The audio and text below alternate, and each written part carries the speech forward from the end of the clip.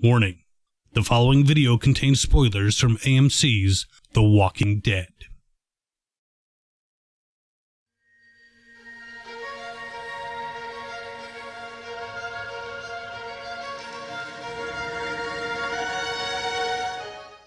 Hi there. They call me the governor. And I was starting to get really happy that we weren't going to be dealing with the saviors this episode. Well, at least until we found out what happened to the menfolk of the Oceanside community. But before we talk about that, a few first impressions. When I saw Tara discover this community and it was all womenfolk, I was thinking, did she wash up on the shores of Themyscira? Come on, Amazons, grab your weapons. I got some people for you to fight. But unfortunately, they weren't the legendary Amazons. But I have to say, I admire their system. They had that clicker for an alarm system. They had obviously drilled many times on what to do when that alarm goes off. But the only problem I saw, and this seems to be a recurring theme with just about every single community, they had all the weapons in one spot, one armory. You gotta think about that. When you have all your weapons in one place, it's very simple for someone to charge in and cut you off from your weaponry. So anyway, Tara gets captured by these warrior women. Sure she wasn't upset about that. And it's nice to see. She hasn't gotten any better at lying. First she was a policewoman, now she's a fisherman on a lot of boats. But you know, she's kind of lucky that people figure out that she's lying so quickly. They don't have time to get mad. They think it's adorable. Tara thinks she's fooling us. Oh, you go thinking that, Tara.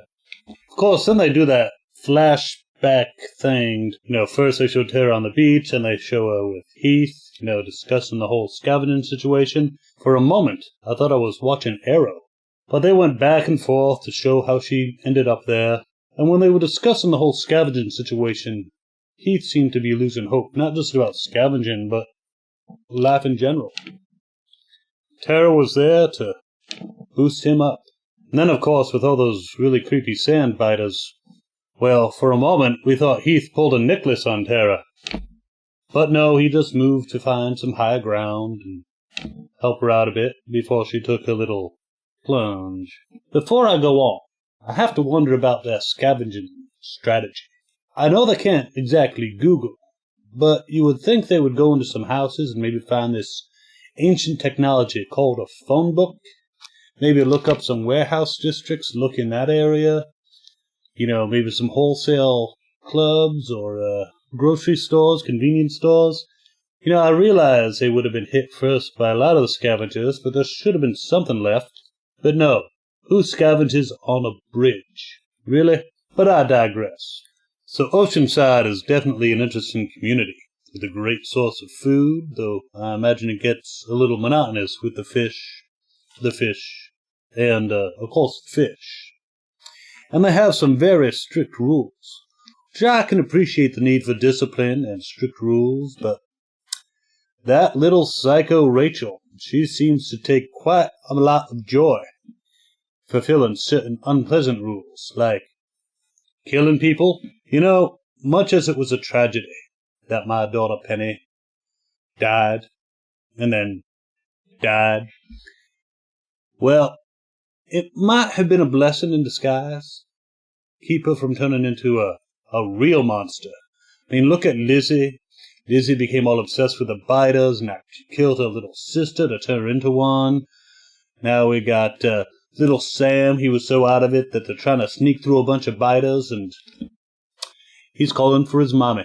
And then there's Ron, little justifiable his anger at Rick and Carl, but still, he chose the exact wrong time to start this whole thing, and of course he became food for the biters. Now, Enid and Carl, they seem to have their issues too. I mean, Enid seems to be straightening out. We'll see how long that lasts. But Carl, he's suddenly become an assassin, going after Negan. I don't know. It makes me wonder what's going to become of Judith, and even Maggie's child. But by the way, I loved how Tara flipped off little Rachel. Little psycho deserved that and a whole lot more. So Tara fesses up and explains that she's actually from Alexandria and proposes an alliance between Oceanside and Alexandria because, she's an ambassador.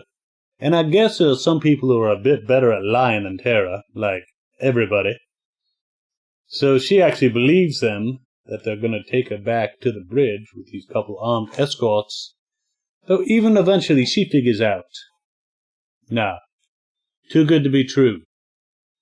So she does a sensible thing and runs, and of course gets caught. And Cindy saves her again. Saves her on the beach, saves her in town, Man, Cindy's really looking out for you, Tara. Maybe once you get over the whole Denise thing. During the escape attempt, Beatrice explains what happened to the menfolk who were companions to the women of Oceanside. And, just when you thought you were through with the saviors, you'll find out what sick bastards they really are. Killing all the men, including boys. Boys are just 10 and up. Really.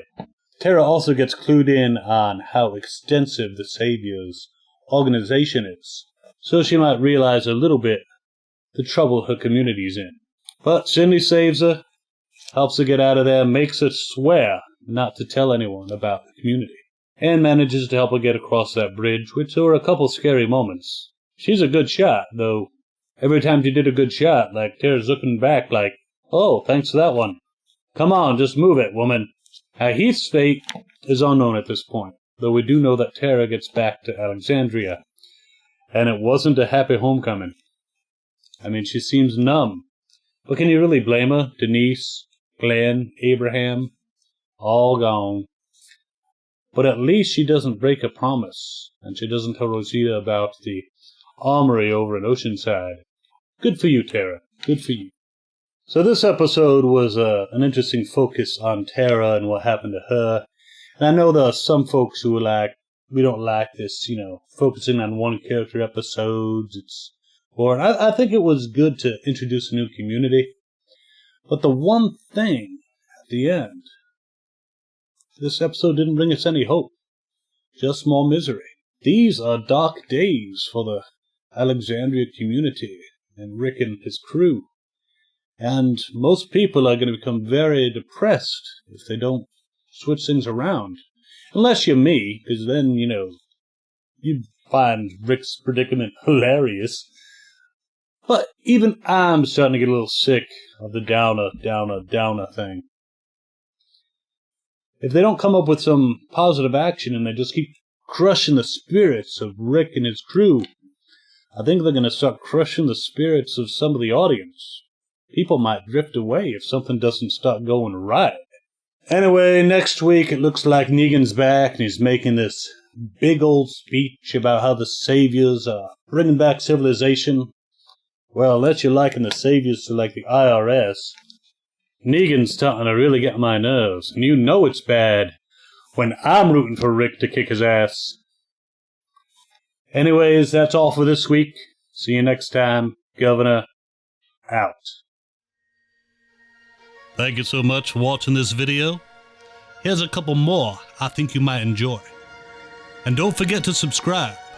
Remember, those who subscribe survive.